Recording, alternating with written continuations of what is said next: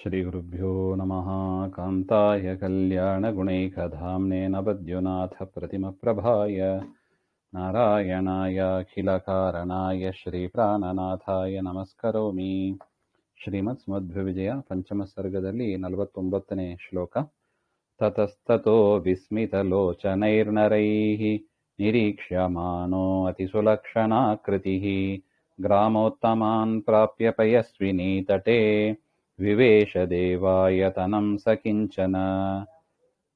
ತತಃ ವಿಸ್ಮಿತಲೋಚನೈಃ ನರೈಃ ನಿರೀಕ್ಷ್ಯಮಾನಃ ಅತಿಸುಲಕ್ಷಣಾಕೃತಿಃ ಗ್ರಾಮೋತ್ತಮಾನ್ ಪ್ರಾಪ್ಯ ಪಯಸ್ವಿನಿ ತಟೇ ವಿವೇಶ ದೇವಾಯತನಂ ಸಹ ಕಿಂಚನ.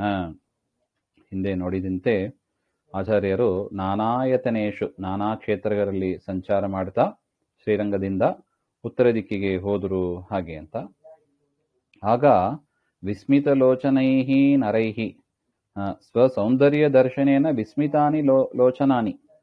ಆಚಾರ್ಯರು ತಮ್ಮ ಒಂದು ಸೌಂದರ್ಯದಿಂದ ಎಲ್ಲ ಜನರು ಕೂಡ ಆಶ್ಚರ್ಯ ಪಡುವಂತೆ ಕಂಗೊಳಿಸ್ತಾ ಇದ್ರು. ಅಂಥ ಆಶ್ಚರ್ಯದಿಂದ ನೋಡ್ತಾ ಇದ್ದ ಜನರಿಂದ ತತಸ್ತತಃ ನಿರೀಕ್ಷಮಾಣ, ಮತ್ತೆ ಮತ್ತೆ ಆಚಾರ್ಯರನ್ನೇ ನೋಡ್ತಾ ಇದ್ದರಂತೆ.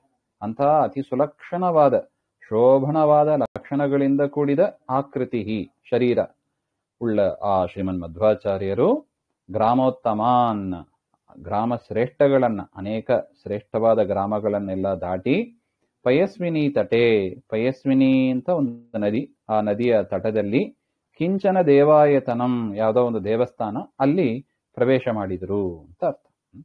ತಮ್ಮ ಆಶ್ಚರ್ಯ ಸೌಂದರ್ಯ, ತಮ್ಮ ಆಶ್ಚರ್ಯಕರವಾದ ಅತಿ ಮಾನುಷ ಲಕ್ಷಣ ಅದು.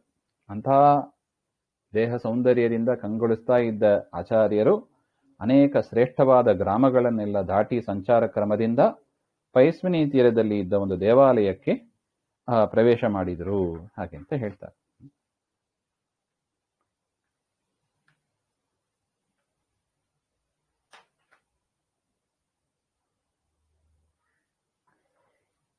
ತತಸ್ತತೋ ವಿಸ್ಮಿತಲೋಚನೈರ್ನರೈಃ ನಿರೀಕ್ಷ್ಯಮಾನೋ ಅತಿಸುಲಕ್ಷಣಾಕೃತಿಃ ಗ್ರಾಮೋತ್ತಮಾನ್ ಪ್ರಾಪ್ಯ ಪಯಸ್ವಿನಿ ತಟೇ ವಿವೇಶ ದೇವಾಯತನಂ ಸಕಿಂಚನ.